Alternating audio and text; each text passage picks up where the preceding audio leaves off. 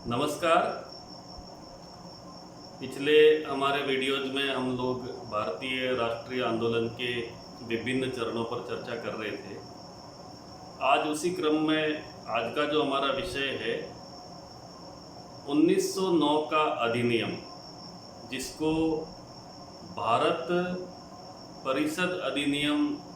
1909 कहा जाता है, इंडियन काउंसिल एक्ट ऑफ 1909। दूसरा इसका एक और नाम बहुत चर्चित है, इसे मार्ले मिंटो सुधार अधिनियम के नाम से भी जाना जाता है। ये नाम इसको क्यों दिया गया है, इसका मुख्य कारण ये है कि उस समय में भारत के वायसराय जो थे वो मिंटो थे और भारत सचिव का एक पद हुआ करता था। उस भारत सचिव के पद पर जॉन मार्ले को नियुक्त किया गया था। इसलिए इन दोनों ने मिलजुल करके इस अधिनियम की भूमिका, इसकी रूपरेखा को तैयार किया था। इसीलिए इसे मार्ले मिंटो सुधार अधिनियम के नाम से भी जाना जाता है। अब प्रश्न ये उठता है कि ये जो सुधार अधिनियम आया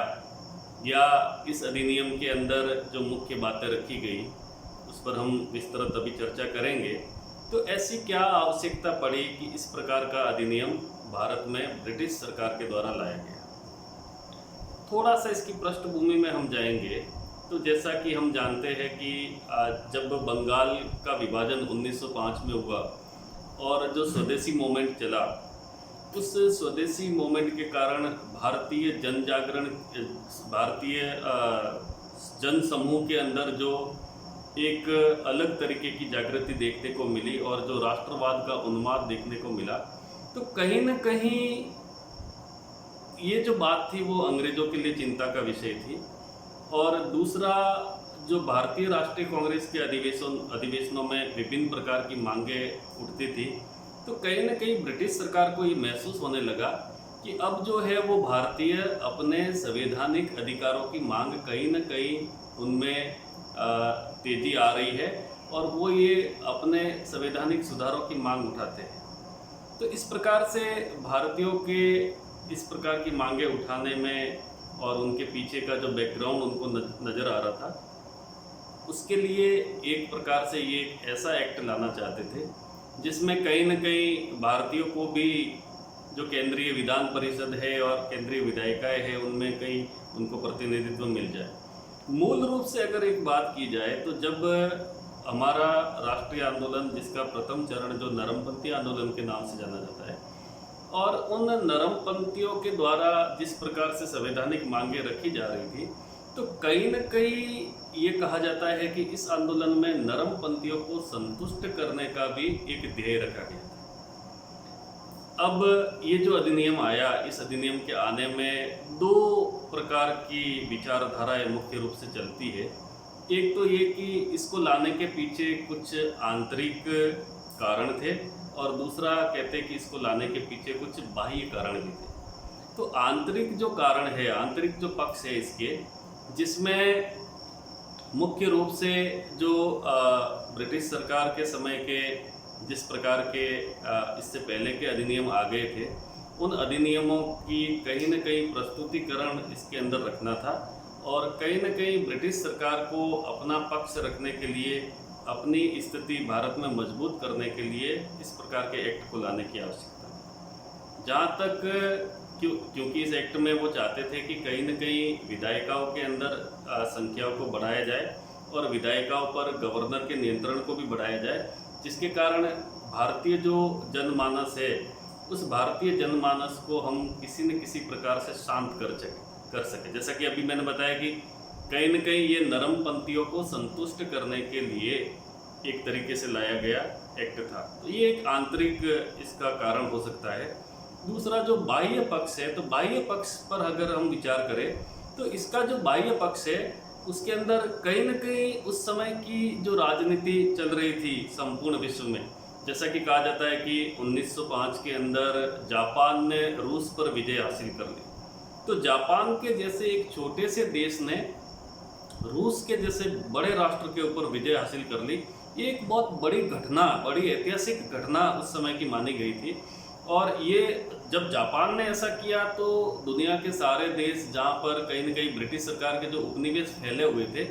उन सब उपनिवेशों के अंदर भी जागृति आ रही थी। वो राष्ट्रवाद की भावना धीरे-धीरे उत्तरोत्तर उनमें प्रगति कर रही थी। तो इस तरीके से ये जो बाह्य पक्ष था उसको देखते हुए भी इस एक्ट को लाया गया। अब जो इस एक्ट के मूल में, क्योंकि एक और इसका बड़ा कारण ये माना जाता है कि 1905 के अंदर कंजर्वेटिव पार्टी के स्थान पर जो लिबरल पार्टी थी, जो लिबरेशन पार्टी थी ब्रिटेन के अंदर, उसकी सरकार आई थी। और जो कंजर्वेटिव पार्टी थी उसको पूर्ण रूप से भारत विरुद्ध नीतियों के लिए जाना जाता है। और लिबरल पार्टी में ऐसा माना जाता है कि कहीं न कहीं उनके अंदर कोई सहानुभूति का पक्ष था। इसीलिए जब जॉन मार्ले की नियुक्ति हुई भारत सचिव या भारत मंत्री हम कह सकते हैं, उस पद पर जब जॉन मार्ले को नियुक्त किया गया, तो उस समय में जो नरमपंथी नेता है गोपाल कृष्ण गोखले, वो इंग्लैंड में थे। और इनकी नियुक्ति से पहले का जो प्रोसेस चला था, और कहीं न कहीं ऐसा लग रहा था कि अब जो है भारत सचिव के पद पर मार्ले की नियुक्ति होगी, तो गोखले स्वयं जो है वो उन्होंने एक शिष्टाचार भेंट वहाँ पर लंदन में मार्ले से की थी। और मार्ले के सामने उन्होंने जो मांगे रखी थी, उन्होंने जो बातें रखी थी, उन्होंने भारतीय राष्ट्रीय कांग्रेस की रूपरेखा को प्रस्तुत किया था। और उन्होंने कहीं न कहीं इस पक्ष को रखने का प्रयास किया था कि जो संवैधानिक मांगे हैं हमारी, या जो संवैधानिक दायरे में हम रह करके कुछ हम ऐसी डिमांड्स चाहते हैं कि जहाँ पर गवर्नर की परिषद के अंदर और अन्य जो विधायिका या विधान परिषद जिस तरीके का जो संगठन बना हुआ था, उनके अंदर कहीं न कहीं भारतीयों की भागीदारी को बढ़ाया जाए। तो इस प्रकार से जो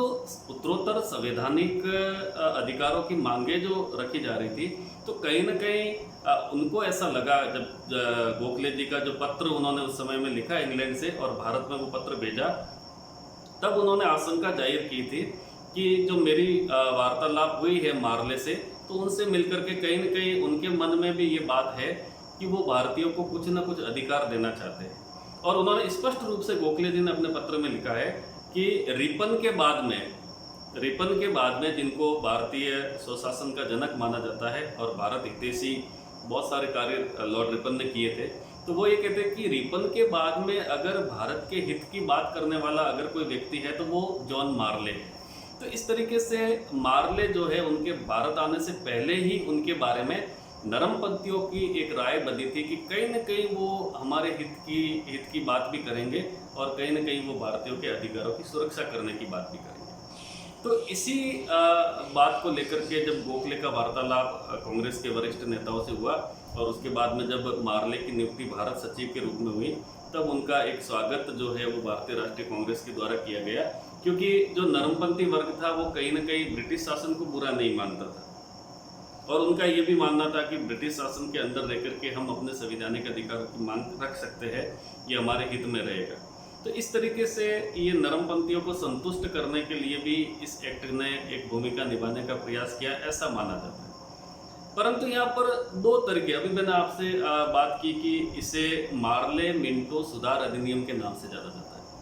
मार्ले जो था वो कहीं न कहीं उसमें उदारवाद का पुट था, लेकिन मिंटो जो उस समय में भारत का वायसराय था, क्योंकि अभी हमने इससे पहले बंगाल विभाजन के बारे में चर्चा की थी। बंगाल विभाजन के समय में करजन भारत का वायसराय था, और जब करजन जो है वो त्यागपत्र देकर के वापस चले गए, तो उनके स्थान पर मिंटो को नियुक्त किया गया। लेकिन मिंटो की जो विचारधारा थी वो मार्ले से मैच नहीं करती थी। मिंटो कहीं न कहीं जो भारतीय जो डिमांड्स कर रहे थे, उनकी डिमांड्स को रोकने के लिए, उनकी मांगों को कहीं न कहीं सीमित करने के लिए, और वो ये मानता था कि ये जो भारतीय राष्ट्रीय कांग्रेस है, ये कहीं न कहीं भारत के अंदर एक अलग तरीके की विचारधारा को जन्म दे रही है। और जो भारतीय युवा वर्ग है उसके अंदर मूल रूप से जो स्वदेशी मूवमेंट चला और लाल बाल पाल के नेतृत्व में जो क्रांतिकारी आंदोलन चला, तो उसको लेकर के मिंटो बड़े आशंकित थे और उन्हें ऐसा लगता था कि कहीं न कहीं इसके अंदर जो है वो भारतीयों के मन में एक अलग तरीके की बात लाने का प्रयास किया जाएगा। अब महत्वपूर्ण विषय यह आता है कि फिर ऐसी मिंटो क्या चाहता था। तो मिंटो जो है वो कहीं न कहीं इस एक्ट के द्वारा, इस अधिनियम के द्वारा भारतीयों का जो इस समय में जो पूरे देश में संयुक्त होकर के जो भारतीय राष्ट्रीय कांग्रेस काम कर रही थी, तो उसके अंदर कहीं ना कहीं सांप्रदायिकता का पुट देने का उसके मन में विचार था। इसीलिए जब हमने पहले चर्चा की थी कि 1906 के अंदर जब मुस्लिम लीग का गठन हुआ, तो मुस्लिम लीग का गठन होने के बाद में जब आगा खां के नेतृत्व में जब लगभग 34 या 35 मेंबर्स का एक दल जो था वो मिंटो से मिलने के लिए गया था, तब मिंटो ने उनको ये संतुष्ट करने का प्रयास किया था कि हम जो है मुस्लिमों के हितों की रक्षा करेंगे। और उनके मन में, उनके मस्तिष्क में एक बात उसने अच्छे से डाली थी कि अब तक जो भी एक्ट आए, चाहे 1861 का एक्ट आया हो, 1892 का एक्ट आया हो, या उसके बाद के भी जो भी अधिनियम आए हैं, उन अधिनियमों के अंदर कहीं न कहीं मुस्लिम वर्ग की जो जनसंख्या का प्रतिशत भारत में था, उसके अकॉर्डिंग मुस्लिम वर्ग को जो है वो प्रतिनिधित्व नहीं मिला। तो इसके पीछे उसका मूल उद्देश्य ये था कि कहीं न कहीं मुस्लिम वर्ग के मन में सांप्रदायिकता का फुट हो। अब यहाँ पर एक और बात मैं आपसे शेयर करना चाहूँगा, क्योंकि अब सर सैयद अहमद खां ने जो मूवमेंट चलाया हुआ था, और सर सैयद अहमद खां ये मानते थे कि ब्रिटिश या अंग्रेज़ों का सपोर्ट करके मुस्लिमों का भला हो सकता है। एक उन्होंने राजभक्त एसोसिएशन मुस्लिमों के नाम से बनाया था, और एक मोहम्मदियन एसोसिएशन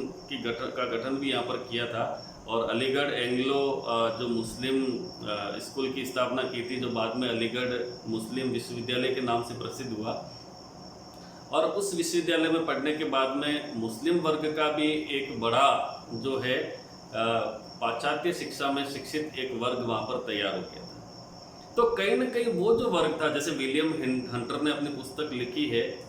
जो देशभक्त मुस्लिम करके उन्होंने पुस्तक लिखी है, और उसमें उन्होंने कहीं ना कहीं मुस्लिमों को ब्रिटिश सरकार के समर्थन में खड़ा करने का प्रयास किया। तो इस तरीके से इस अधिनियम के अंदर इस बात का अच्छे से ध्यान रखा, और इस बात को लेकर के इवन मार्ले और मिंटो के अंदर भी मतभेद था। जब मिंटो ने अपना जो ये मैनिफेस्टो मार्ले के सामने रखा, तब मार्ले ने ये कहा था कि ये पृथक प्रतिनिधित्व की जो बात है, कहीं ना कहीं ये जो संवैधानिकता का मामला है उसको, और जहाँ इक्वलिटी का मामला आता है उसको कहीं ना कहीं ये जो है अलग करता है। लेकिन मार्ले के खिलाफ मुस्लिमों ने एक मार्च निकाला था, और उस दबाव में आकर के अंत में मार्ले को भी इस एक्ट की जो धाराएं थी उनको स्वीकार करना पड़ा। अब ये इसकी पृष्ठभूमि पर चर्चा होगी। अब हम आते हैं कि 1909 का ये जो अधिनियम था वो वास्तव में क्या था। तो 1909 के अधिनियम के अंदर मूल रूप से सदस्यों की संख्या को बढ़ाया गया। वो केंद्रीय विधानसभा में भी मेंबर्स को बढ़ाया गया, और जो प्रांतीय विधानसभाएं थी उसमें भी मेंबर्स को बढ़ाया गया। एक तरीके से हम देखें तो दो प्रकार का जो ऑर्गेनाइजेशन बना, एक को हम केंद्रीय विधानसभा कहते हैं और एक को प्रांतीय विधानसभा के नाम से जाना जाता है। तो जो केंद्रीय विधानसभा थी, जो सीधे सीधे गवर्नर के पोजीशन में रहती थी, उस केंद्रीय विधानसभा के अंदर सदस्यों की संख्या को बढ़ा करके 69 कर दिया गया। 69 मेंबर्स उसके अंदर रखे गए, जिसके अंदर 37 जो थे, 37 जो सदस्य थे वो सरकारी सदस्य कहलाते थे, और 32 जो मेंबर थे, 32 जो सदस्य थे वो गैर सरकारी सदस्य कहते थे। इन गैर सरकारी सदस्यों में से 5 सदस्यों को गवर्नर मनोनीत करता था, यानी गवर्नर जो है उनको अपने अनुसार उनका मनोनयन करता था, और बाकी के जो 27 सदस्य है वो निर्वाचित सदस्य होते थे। इस तरीके से इस केंद्रीय विधानसभा का गठन किया गया था। इसी प्रकार से जो प्रांतीय विधानसभाएं थी, जिनका अब तक कोई बहुत ज़्यादा अस्तित्व नहीं था, उन प्रांतीय विधानसभाओं के अंदर भी सदस्यों की संख्या को बढ़ाया गया। प्रांतीय विधानसभाओं में भी अलग अलग प्रांतों के अंदर उनके जनसंख्या के अकॉर्डिंग 30 से लेकर के अधिकतम 50 तक सदस्य जो है वो बढ़ाए गए। अब दूसरा प्रश्न ये आता है कि इन सदस्यों का जो निर्वाचित सदस्य है तो उनका चुनाव कैसे होता था। तो चुनाव का जो प्रोसेस था उसमें भी बहुत सारी लिमिटेशंस इन्होंने डाली थी, और यहाँ भी कहीं ना कहीं उन्होंने कुछ मुस्लिमों को रियायतें दी गई, जैसे कि स्नातक मिलकर के अपना इलेक्टोरल बना करके और मेंबर्स को चुनते थे। उस स्नातक वाली क्वालिफिकेशंस में भी मुस्लिम समुदाय को विशेष छूट दी गई थी अन्य गैर मुस्लिम समुदाय से। दूसरा, इसके अंदर जो है वो नगर निगम के कुछ मेंबर्स के द्वारा सदस्य इलेक्ट होते थे, कुछ जो है जमींदार वर्ग को इसमें रिप्रेजेंटेटिव दिया गया था, और कुछ जो है वो विश्वविद्यालय के स्नातक वगैरह, तो उनका एक इस तरीके से उनका एक ऑर्गेनाइजेशन नहीं कह सकते, उनका एक मैंडेट बना करके इसको उनको भी इलेक्ट करने की सदस्य जो है वो उनको अधिकार दिया गया। तो निर्वाचन की जो प्रक्रिया थी उसके अंदर बहुत सारे डायमेंशन रखे गए थे, कहीं जनसंख्या को आधार, कहीं जो है आय को आधार बनाया गया था, कहीं शिक्षा को आधार बनाया गया था, तो बहुत सारे पैरामीटर थे, और कहीं जो है वो रियासतों को कुछ विशेषाधिकार इस प्रकार से दिए गए थे। तो ये जो लोग मिलकर के इन लोगों का चुनाव करते थे। इसके बाद में ये जो एक्ट आया, तो इस एक्ट में कुछ और बातें दी गई। इन सदस्यों को पहली बार जो है वो बहस करने का अधिकार दिया गया विभिन्न मुद्दों पर, बजट को छोड़ करके। बजट पर ये बहस नहीं कर सकते थे। दूसरा, इनको प्रश्न पूछने का अधिकार दिया गया, और जो है इनको प्रस्ताव प्रस्तुत करने का भी अधिकार दिया गया। तो जहाँ तक ये अधिकार दिए गए, ये अधिकार तो दिए गए, दिखने में तो ऐसा लगता था कि बहुत सारे ऐसे संवैधानिक अधिकार मिले भारतीय को, लेकिन इसके पीछे जो उन्होंने एक और इसके अंदर कंडीशन डाल दी थी, वो था गवर्नर का वीटो पावर। गवर्नर को विशेषाधिकार दिया गया था कि वो किसी भी डिमांड को माने या नहीं माने, उसको पूर्ण रूप से अस्वीकार भी कर सकता था। तो इस तरीके से दिखने में एक्ट लगता था कि कुछ अधिनियम बना है, लेकिन मूल रूप से इसके अंदर बहुत ज़्यादा कुछ प्रदान नहीं किया गया था। लेकिन फिर भी ये माने कि कहीं न कहीं भारतीय जो है वो इलेक्ट होकर के, निर्वाचित होकर के वहाँ जाकर के बैठे, वो गवर्नर की परिषद में भी गए, और दूसरे जो है कि अलग अलग तरीके की कमेटीज़ में उनको काम करने का अवसर मिला, विभिन्न तरीके के प्रश्न पूछने का अधिकार मिला। तो उससे कहीं न कहीं भारतीयों के मन में संवैधानिक और राष्ट्रीयता की भावना जागृत। अब इसका एक अहम जो पक्ष था, जिसमें ने भारत में सांप्रदायिकता को बढ़ाने का एक बहुत बड़ी भूमिका जिसने निभाई,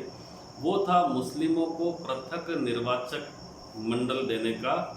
अधिकार। इस एक्ट के अंदर ये डाला गया कि मुस्लिमों को पृथक प्रतिनिधित्व दिया जाएगा, सेपरेट रिप्रेजेंटेशन फॉर मुस्लिम्स।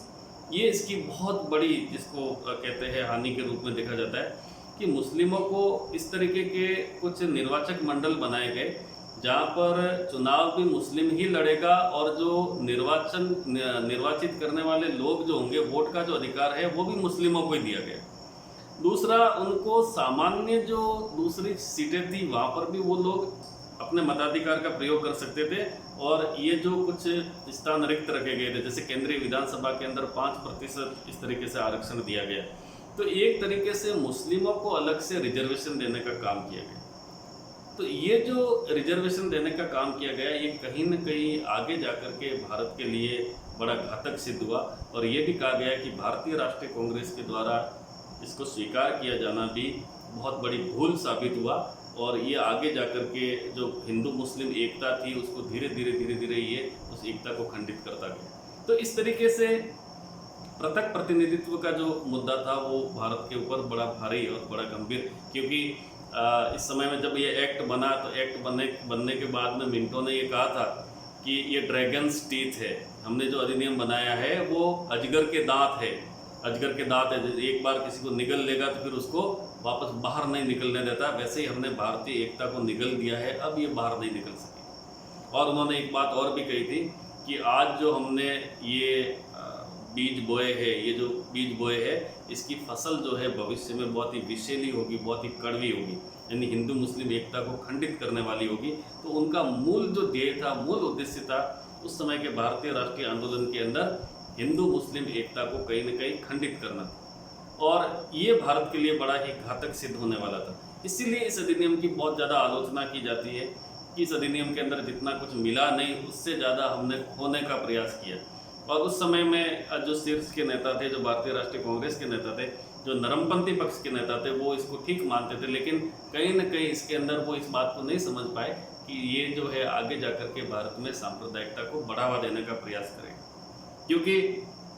जब रिप्रेजेंटेशन देने की बात आई थी, तो उस समय में स्वयं जिन्ना ने ये कहा था कि मुस्लिम लीग है क्या, मुस्लिम लीग का कोई अस्तित्व नहीं है, इनकी डिमांड्स को, इनकी बात को रखने का कोई तुक नहीं बनता है। लेकिन फिर भी उनकी बात को माना गया। जैसे कहते हैं, एक नाराज बच्चे की बात अगर ज़्यादा मानते हैं नटखट बच्चे की, तो बाद में वो उसकी डिमांड्स को और बढ़ाता जाता है। बिल्कुल उसी तरीके से ये जो पृथक प्रतिनिधित्व देने की बात हुई, और धीरे धीरे ये पृथक प्रतिनिधित्व देने का जो सिलसिला था, अंग्रेजों ने एक एक करके कुछ वर्गों को देना प्रारंभ किया, और भारत में इस वर्ग ने जो है उनकी फूट डालो और राज करो की नीति को बढ़ाने का काम किया। तो अगले वीडियो में हम और इसके आगे की घटनाओं पर चर्चा करेंगे। बहुत बहुत धन्यवाद।